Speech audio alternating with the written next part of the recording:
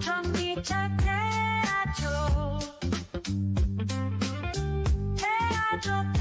여러분 안녕하세요. 태저입니다. 오늘 여러분께 진짜 엄청난 소식 하나 들고 왔어요. 테슬라가 진짜 드디어 사이버캡 양산 준비에 본격적으로 시동을 걸었다는 소식인데요. 아니 이게 어느 정도냐면요. 테슬라 공식 채용 사이트를 확인해 보니까 사이버캡 프로젝트 관련 채용 공고가 무려 30개나 올라와 있더라고요. 30개! 이거 진짜 장난 아닌 숫자예요. 그 중에서도 25개 포지션이 직접적으로 차량 제조와 관련된 자리라는 거. 이 정도면 진짜 본격적으로 생산 준비에 들어갔다고 봐야겠죠? 오늘 영상이 도움되셨다면 구독과 좋아요, 알림 설정까지 꾹 눌러주시고요. 그럼 바로 시작해 볼게요. 자, 먼저 숫자부터 정확하게 짚고 넘어가 볼게요. 테슬라의 공식 커리어 웹사이트를 확인해 보면요. 현재 사이버캡 프로젝트와 연결된 채용 공고가 총 30개가 올라와 있어요. 그런데 여기서 주목해야 할 부분이 있는데요. 이 30개 중에서 무려 25개가 직접적으로 차량 제조, 그러니까 실제로 사이버캡을 만드는 작업과 관련된 포지션이라는 거예요. 이게 왜 중요하냐면요. 이번 달 초만 해도 사이버캡 관련 채용 공고가 겨우 3개밖에 없었거든요. 근데 불과 몇 주 만에 30개로 10배가 넘게 늘어난 거예요. 이 정도 속도면은 정말 미친 속도로 생산 준비를 하고 있다고 봐야죠. 그리고 이 채용 공고들이 올라온 시점도 중요한데요. 거의 실시간으로 테슬라가 인력을 확보하려고 움직이고 있다는 거잖아요. 사실 테슬라가 사이버캡을 처음 공개했을 때만 해도 많은 사람들이 의구심을 가졌어요. 진짜 양산할 수 있을까? 또 일론 머스크의 허풍 아닐까? 이런 반응들이 많았는데요. 근데 이렇게 실제로 대규모 채용을 시작한다는 건 진짜 진심이라는 증거 아니겠어요? 그럼 도대체 어떤 포지션들을 뽑고 있는지 한번 자세히 살펴볼까요? 테슬라 커리어 페이지에 올라온 최신 채용 공고들을 보면요. 진짜 다양하고 구체적인 역할들이 있어요. 먼저 엔지니어링 테크니션, 그러니까 기술자 포지션들이 있는데요. 사이버캡의 구동 유닛, 즉 드라이브 유닛을 담당하는 엔지니어링 테크니션이 있고요. 배터리팩을 담당하는 엔지니어링 테크니션도 따로 있어요. 그리고 일반 조립 제너럴 어셈블리를 담당하는 엔지니어링 테크니션까지 이렇게 세분화되어 있다는 건 각 부문별로 전문 인력을 따로 확보하겠다는 의미거든요. 그뿐만이 아니에요. 장비 기술자, 이퀴프먼트 테크니션 포지션도 여러 개 있는데요. 이분들은 사이버캡의 생산 라인 자체를 관리하고 유지 보수하는 역할을 하시는 분들이에요. 사실 이렇게 구체적이고 세분화된 채용 공고가 나온다는 건요. 테슬라가 이미 생산 라인 설계를 어느 정도 마쳤고 각 공정별로 필요한 인력 규모까지 다 계산했다는 의미거든요. 그리고 여기서 또 하나 재미있는 건요. 이번 달 초만 해도 사이버캡 관련 채용이 3개밖에 없었을 때도 이미 흥미로운 내용이 있었어요. 뭐냐면요. 사이버캡이 테슬라의 언박스드 제조 공정, 그러니까 완전히 새로운 제조 방식으로 만들어진다는 내용이었거든요. 언박스드 제조 공정이 뭐냐면요. 기존의 전통적인 자동차 제조 방식과는 완전히 다른 방식인데요. 훨씬 더 빠르고 효율적으로 차를 만들 수 있게 설계된 공정이에요. 이 공정이 적용되면 사이버캡을 더 쉽고 빠르게 생산할 수 있다는 거죠. 그리고 이전 채용 공고들과 마찬가지로요. 지금 올라온 모든 30개 포지션이 전부 텍사스 오스틴에 위치해 있어요. 이게 무슨 의미냐면요. 적어도 초기 생산만큼은 완전히 기가 텍사스 공장에 집중하겠다는 테슬라의 전략이 명확하다는 거죠. 자, 그럼 여기서 기가 텍사스 이야기를 좀 더 깊게 파볼게요. 모든 채용 공고가 텍사스 오스틴 기반이라는 게 정말 중요한 포인트거든요. 테슬라는 전 세계에 여러 개의 기가 팩토리를 가지고 있잖아요. 캘리포니아 프리몬트 공장도 있고 중국 상하이 공장도 있고 독일 베를린 공장도 있고. 그런데 왜 하필 텍사스냐? 이유가 몇 가지 있어요. 첫째, 기가 텍사스는 테슬라의 가장 최신 공장이에요. 2022년에 공식 오픈했고 처음부터 최첨단 기술과 자동화 시스템을 적용해서 지은 공장이거든요. 그러니까 완전히 새로운 제조 방식인 언박스드 공정을 도입하기에 가장 최적화된 환경이라는 거죠. 둘째, 공간이 엄청나게 넓어요. 기가 텍사스는 면적 자체가 어마어마하거든요. 새로운 생산 라인을 추가하고 확장하기에 완벽한 조건이에요. 셋째, 일론 머스크 본인이 텍사스로 이주했고 테슬라의 본사도 텍사스로 옮겼잖아요. 그러니까 경영진이 가장 가까이에서 직접 챙길 수 있는 공장이라는 거예요. 그리고 또 하나, 텍사스는 비즈니스 하기에 정말 좋은 환경이에요. 세금도 캘리포니아보다 훨씬 낮고 규제도 덜하고 인력 채용도 상대적으로 유리하거든요. 기사에서도 명확하게 이야기하고 있어요. 적어도 지금으로서는 for now, at least 사이버캡의 생산이 정말로 기가 텍사스에 집중될 것이라고요. 그러니까 여러분, 만약에 사이버캡이 실제로 도로에서 굴러다니는 걸 가장 먼저 보고 싶으시다면 텍사스로 가셔야 할지도 몰라요. 농담이고요.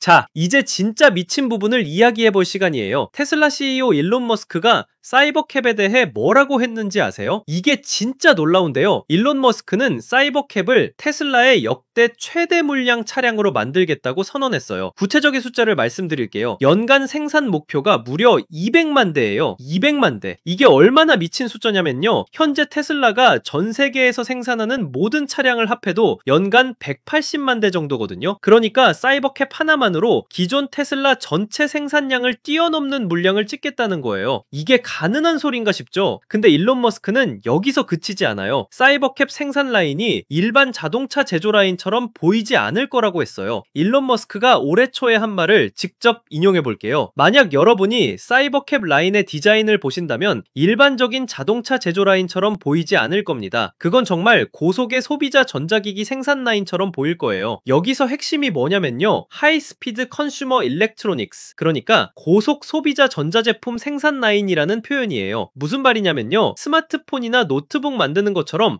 엄청나게 빠른 속도로 사이버캡을 찍어넣어내겠다는 거예요. 자동차를 마치 핸드폰 만들듯이 만들겠다는 건데 이게 진짜 혁명적인 발상이잖아요. 그리고 일론 머스크는 여기서 더 충격적인 이야기를 하는데요. 사실 생산 라인이 너무 빠르게 움직여서 실제로 사람들이 그 라인에 가까이 갈 수조차 없을 겁니다. In fact, the line will move so fast that actually people can't even get close to it. 이게 무슨 소리냐면요. 생산 라인의 속도가 너무 빠르고 자동화가 너무 고도화되어서 사람이 접근하는 것 자체가 위험할 정도라는 거예요. 거의 완전 자동화 풀 오토메이션에 가까운 생산 방식을 구축하겠다는 얘기죠. 이게 진짜 실현 가능한 거냐고요? 솔직히 많은 자동차 업계 전문가들은 회의적이에요. 연간 200만 대를 생산한다는 건 하루에 5,500대 이상을 만들어야 한다는 계산이 나오거든요. 근데 일론 머스크는 늘 불가능해 보이는 목표를 세우고 또 어떻게든 그걸 달성해 왔잖아요. 재사용 가능한 로켓도 그렇고 전기차 대중화도 그렇고요. 그래서 저는 이번에도 지켜볼 가치가 있다고 생각해요. 자, 그럼 도대체 어떻게 이런 미친 속도의 생산이 가능하다는 걸까요? 여기서 등장하는 게 바로 언박스드 제조 공정이에요. 언박스드 공정, 언박스드 매뉴팩처링 프로세스가 뭐냐면요. 기존의 자동차 제조 방식을 완전히 뒤집는 혁신적인 방법이에요. 전통적인 자동차 제조는 어떻게 하냐면요. 큰 프레임 하나를 만들고 거기에 부품들을 하나하나 조립해 나가는 방식이에요. 그러니까 순차적으로 시퀀셜하게 작업이 진행되는 거죠. 이게 시간도 오래 걸리고 공간도 많이 차지하거든요. 근데 언박스드 공정은 완전히 다른 접근이에요. 차를 여러 개의 모듈로 나눠서 각각 따로 만들고 마지막에 조립하는 방식이거든요. 레고 블록을 생각해보세요. 각각의 블록을 따로따로 만들어 놓고 마지막에 딱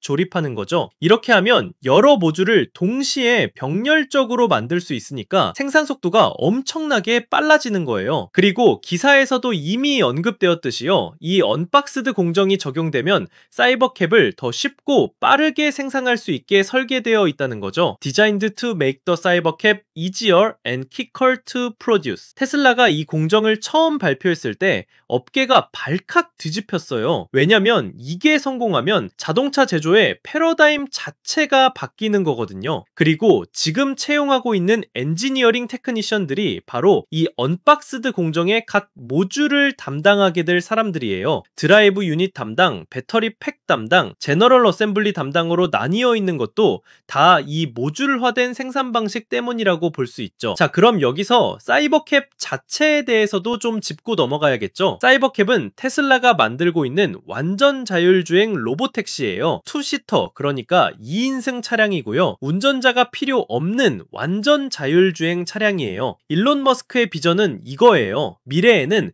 개인이 차를 소유할 필요가 없다. 필요할 때마다 자율주행 택시를 불러서 타면 된다는 거죠. 그게 바로 사이버캡이에요. 그리고 이 사이버캡이 연간 200만 대씩 생산되면요, 전 세계 도시 곳곳에서 24시간 운행, 되면서 사람들을 태우고 다니는 거예요. 사실 로보택시 시장은 이미 엄청나게 뜨거운 분야예요. 구글의 웨이모, 중국의 바이두, GM의 크루즈 같은 회사들이 이미 뛰어들어 있거든요. 근데 테슬라의 강점은 뭐냐면요, 이미 전 세계에 수백만 대의 테슬라 차량이 있고 그 차량들이 실시간으로 데이터를 수집하고 있다는 거예요. 그 데이터를 바탕으로 자율주행 기술을 계속 발전시키고 그걸 사이버캡에 적용하는 거죠. 그리고 사이버캡은 처음부터 자율주행을 전제로 설계된 차예요. 운전대도 없고 페달도 없어요. 완전히 승객만을 위한 공간으로 만들어진 거죠. 디자인도 굉장히 미래지향적이에요. 테슬라답게 깔끔하고 미니멀한 디자인인데 2인승이라는 점이 특징이죠. 도심의 단거리 이동에 최적화되어 있는 거예요. 이제 좀 더 넓은 시각에서 이 뉴스를 바라볼 필요가 있어요. 테슬라가 사이버캡을 연간 200만 대씩 생산한다는 건 단순히 차 한 모델이 늘어나는 게 아니에요. 이건 전체 자동차 산업과 모빌리티 산업의 판도를 바꿀 수 있는 일이거든요. 첫째, 일자리 측면에서 봐야 해요. 지금 당장 30개 포지션을 채용하고 있지만 실제로 연간 200만 대를 생산하려면 수천 명의 인력이 필요할 거예요. 물론 고도로 자동화될 거라고는 하지만 여전히 사람의 손길이 필요한 부분들이 있을 테니까요. 둘째, 공급망 측면이에요. 사이버캡에 들어가는 부품들, 배터리, 반도체, 센서, 카메라 이런 것들을 공급하는 협력업체들도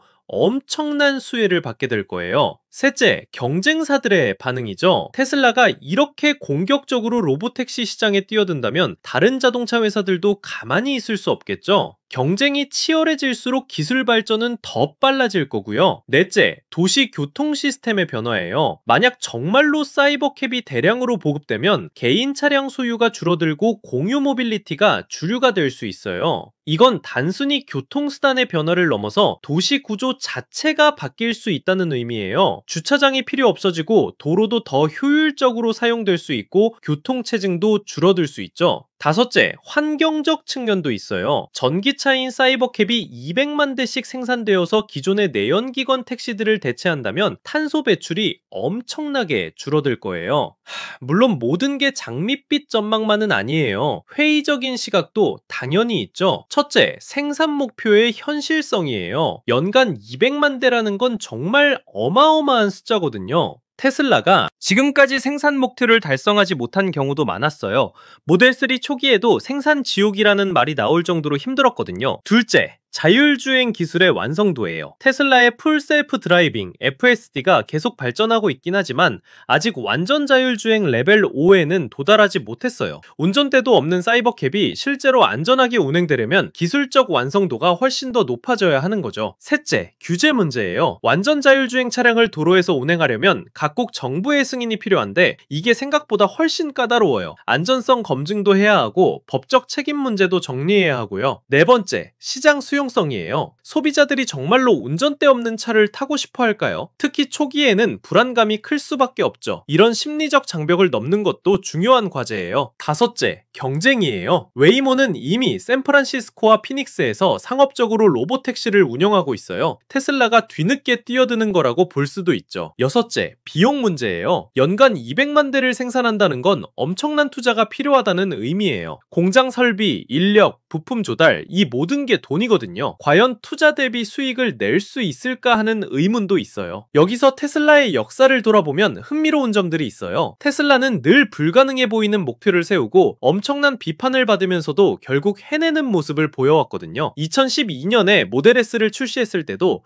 많은 사람들이 회의적이었어요. 전기차가 성공할 수 있겠냐는 거였죠. 근데 모델 S는 대성공이었어요. 2017년에 모델 3를 발표하고 대중화를 추진할 때도 마찬가지였어요. 생산 지옥이라고 불릴 정도로 힘들었지만 결국 테슬라는 모델 3를 세계에서 가장 많이 팔리는 전기차로 만들었어요. 사이버트럭도 그랬죠. 2019년에 처음 공개했을 때 그 독특한 디자인 때문에 엄청난 조롱을 받았어요. 근데 지금은 어떤가요? 사이버트럭은 미국에서 가장 인기 있는 전기 트럭이 되었어요.